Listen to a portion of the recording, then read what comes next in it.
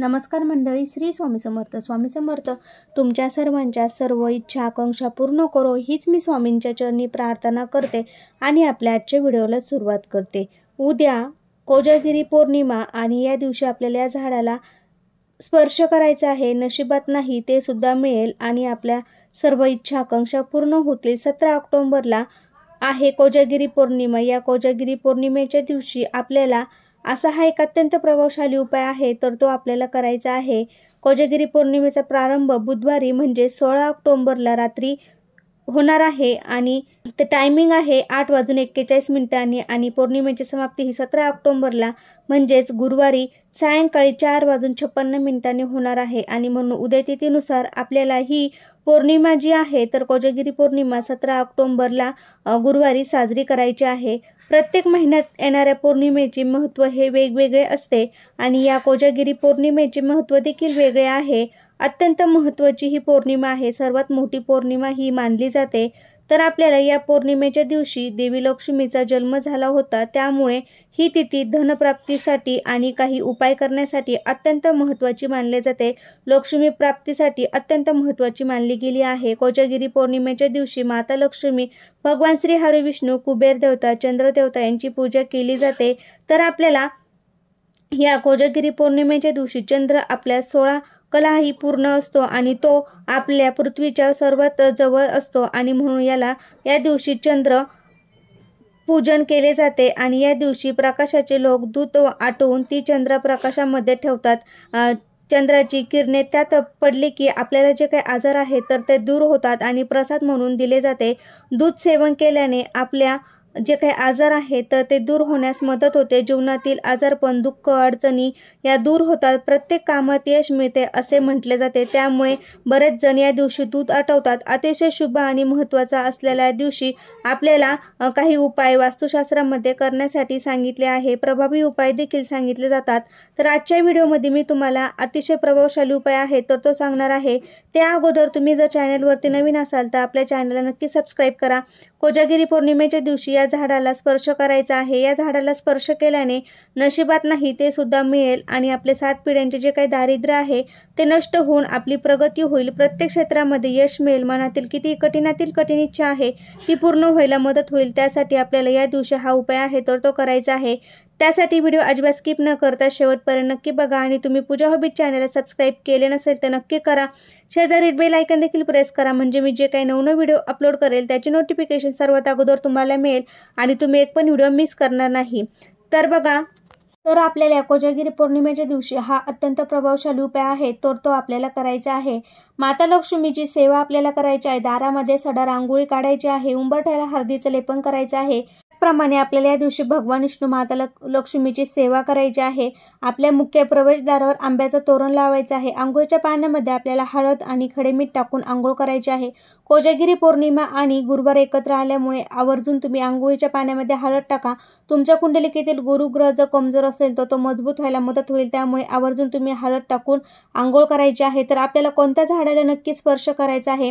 काही झाडं असे आहे की त्यांना वास्तुशास्त्रामध्ये विशेष महत्त्व देण्यात आलेले आहे. आपली मनोकामना पूर्ण होण्यासाठी आपल्याला खूप प्रयत्न करावे लागतात किंवा प्रत्येक मनात कोणती इच्छा असते ती पूर्ण होत नाही. ती पूर्ण व्हावी म्हणून आपण अनेक प्रयत्न करून देखील पूर्ण होत नसेल तर आपल्याला सर्वांच्याच मनात कोणती ना कोणती इच्छा असते. इच्छा पूर्ण होण्यासाठी आपल्याला भरपूर प्रयत्न कष्ट करत असतो, परंतु कधी ना कधी कितीही प्रयत्न केले तरीही ती कष्ट केले, अगदी 100% आपण प्रयत्न केले तरी आपली इच्छा ही पूर्ण होण्यासाठी आपल्याला मदत करत नाही किंवा आपली इच्छा पूर्ण होत नाही. आपल्या कामात यश मिळत नाही आणि आपली इच्छा ही अपूर्णच राहते, पूर्ण होत नाही. तर आपल्या कुंडलिकेमध्ये काही जे ग्रह असतात तर ते कमकुवत असतात. त्यामुळे आपल्या त्या इच्छा आहे तर त्या पूर्ण व्हायला मदत होत नाही. यामुळे आपण खूप प्रयत्न करून थकून जातो. तर आपल्याला काय करायचं आहे बघा, आपल्याला या झाडाला आहे तो स्पर्श करायचा आहे. या झाडाला वास्तुशास्त्रामध्ये खूप महत्त्व देण्यात आलेलं आहे. तर आपण काही प्रभावी उपाय जे आहे तर ते आपण नक्की या दिवशी म्हणजे कोजागिरी पौर्णिमेच्या दिवशी करायचे आहे. सर्व मनोकामना ह्या पूर्ण होतात. तुमच्या मनात नोकरी संदर्भात इच्छा असो किंवा नोकरी प्राप्तीसाठी, धनप्राप्तीसाठी इच्छा असेल, मुलांची प्रगती असेल, पतीची प्रगती होत नसेल, अनेक कोणती ज्या इच्छा आहे त्या पूर्ण व्हाव्यात किंवा सुख समृद्धी नांदावी यासाठी इच्छा असेल, काही आजारपण असेल ते दूर व्हावे अशी इच्छा असेल तर तुम्ही हा एक उपाय आहे तो नक्की करायचा आहे। तर या झाडाला स्पर्श केल्याने जे काही तुमच्या नशिबातील अडचणी आहे किंवा प्रॉब्लेम आहे तर तुमच्या मनातील किती कठीणातील कठीण इच्छा आहे तर ती पूर्ण होत नसेल, 7 पिढ्यांचे दारिद्र्य हे नष्ट होईल आणि प्रगती होईल। तर यामध्ये पहिले झाड म्हणजे आपल्याला याची पूजा करायची आहे। तुळशीचं हे झाडाला अत्यंत पवित्र आणि पूजनीय मानले जाते। लक्ष्मीचं प्रतीक मानलं जातं। भगवान विष्णूंची पूजा ही अपूर्ण मानली जाते, त्यामुळे आपल्याला विष्णुप्रिय असलेली ही असे म्हटले जाते। तुळशी लक्ष्मीचे रूप मानले जाते। वास्तुशास्त्रानुसार तुम्ही वनस्पती जी आहे तर ती तुळस आहे। तुळशीच्या झाडाला आपल्याला स्पर्श करायचा आहे, वास्तुदोष दूर होतो। तुळशी साक्षात माता लक्ष्मी रूप मानलं जातं आणि कोजागिरी पौर्णिमा ही देखील माता लक्ष्मीला तिथी आहे। या दिवशी माता लक्ष्मी जागृत अवस्थेमध्ये पृथ्वीवरती येत असते, तिची उपाय सेवा करत असतो, तर ती आपल्याला धन समृद्धी प्रदान करत असते आणि म्हणूनच आपल्याला या गुरुवारी या दिवशी तुळशीला स्पर्श करायचा आहे, पूजा करायची आहे। 1 लोटा जल अर्पण करायचं आहे। तुम्हाला थोडंसं कच्चं दूध देखील चिमूटभर हळद टाकून आपल्याला तुळशीला अर्पण करायचे आहे। हळदी कुंकू आपल्याला प्रज्वलित करून आपल्याला दिवा देखील लावायचा। सर्वप्रथम तुम्हाला तुळशीपाशी दिवा लावायचा आहे, जल अर्पण करायचं आहे, हळदी कुंकू अक्षता अर्पण करायचे आहे। मनोकामना पूर्ण व्हावी म्हणून आपल्याला प्रार्थना करायची आहे। आपल्याला तुळशीला 7 प्रदक्षिणा ह्या मारायच्या आहे। प्रदक्षिणा करत असताना ओम नमो भगवते वासुदेवाय नमः या मंत्राचा आपल्याला जप करायचा आहे। तुळशीपाशी प्रदक्षिणा केल्यानंतर आपल्याला ओम नमो भगवते वासुदेवाय नमः या मंत्राचा जप करायचा आहे आणि या नंतर आपल्याला उजव्या हातात तुळशीला स्पर्श करायचा आहे आणि जी काही तुमची इच्छा आहे तुम्हाला ती व्यक्त करायची आहे। असं केल्याने मनातील प्रत्येक इच्छा आहे ती लक्ष्मी माताच्या कृपेने तुमची पूर्ण होईल असे म्हणतात आणि आपल्याकडून लक्ष्मीची सेवा देखील घडली जाते। यानंतर दुसरं झाड जे आहे त्याला आपल्याला स्पर्श करायचा आहे ते म्हणजे पिंपळाचं झाड। पिंपळाच्या झाडाचे पानामध्ये माता लक्ष्मी वास करत असते। या झाडाचे संपूर्ण रूप भगवान विष्णूंचे मानले जाते आणि या दिवशी आपल्याला भगवान विष्णू आणि माता लक्ष्मी यांचे एकत्रित पूजन केले जाते आणि म्हणूनच या दिवशी आपल्याला 1 लोटा जल घ्यायचा आहे आणि त्यामध्ये थोडं कच्चं दूध टाकायचं आहे। त्याचबरोबर थोडीशी हळद आपल्याला त्यामध्ये टाकायची आहे आणि 1 शुद्ध गायच्या तुपाचा आपल्याला 5 वातींचा दिवा तयार करून घ्यायचा आहे। अक्षता घेऊन तुम्हाला पिंपळ वृक्षापाशी जायचं आहे। गेल्यानंतर सर्वप्रथम तुम्हाला दिवा प्रज्वलित करायचा आहे, त्यानंतर जल अर्पण करायचं आहे। हळदी कुंकू लावून तुम्हाला वृक्षाचे 7 प्रदक्षिणा करायच्या आहे। प्रदक्षिणा करत असताना ओम नमो भगवते वासुदेवाय नमः या मंत्राचा जप करायचा आहे आणि यानंतर आपल्याला उजवा हात लावून तुम्हाला जे काही तुमच्या मनामध्ये इच्छा आहे ती व्यक्त करायची आहे। माता लक्ष्मीला नामस्मरण करायचं आहे, मनोमन तुमची इच्छा व्यक्त करायची आहे, ती पूर्ण होते। मनामध्ये प्रार्थना करायची आहे। भगवान विष्णू माता लक्ष्मी ही आपल्यावरती प्रसन्न होते आणि आपल्या सर्व इच्छा आकांक्षा मनोकामना पूर्ण करते। त्यानंतर पुढचे झाड म्हणजे आपल्याला केळीचे झाड। योगायोगाने ही पौर्णिमा गुरुवारी आलेली आहे।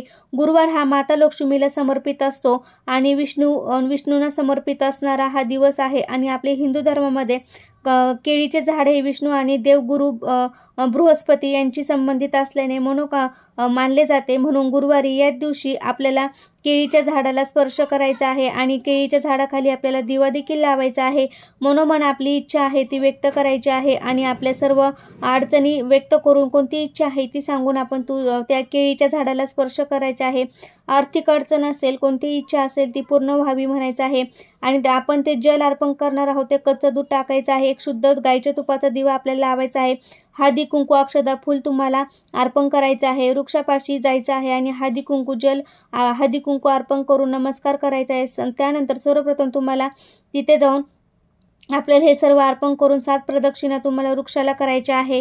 तेथे बसून तुम्हाला उजव्या हाताला त्या झाडाला स्पर्श करून भगवान विष्णू माता लक्ष्मी स्मरण करायचं आहे आणि मनोमन तुमची इच्छा व्यक्त करायची आहे। असे केल्याने सुद्धा आपल्या मनातील प्रत्येक कठीणातील कठीण इच्छा ही पूर्ण होते आणि ह्या झाडाला नक्कीच तुम्ही योगायोगाने कोजागिरी पौर्णिमा आणि गुरुवार आल्यामुळे तुम्ही स्पर्श करायला विसरायचे नाही। 3 पैकी तुम्ही एका झाडाला जरी स्पर्श केला किंवा तुमच्या घराजवळ असेल तर 3 झाडांना तुम्ही स्पर्श करायचा आहे आणि तुमच्या इच्छा व्यक्त करायच्या आहे। तुमच्या इच्छा नक्कीच पूर्ण होतील। एकापेक्षा 2 वृक्षांना तुम्हाला जमलं तर नक्की तुम्ही स्पर्श करू शकता।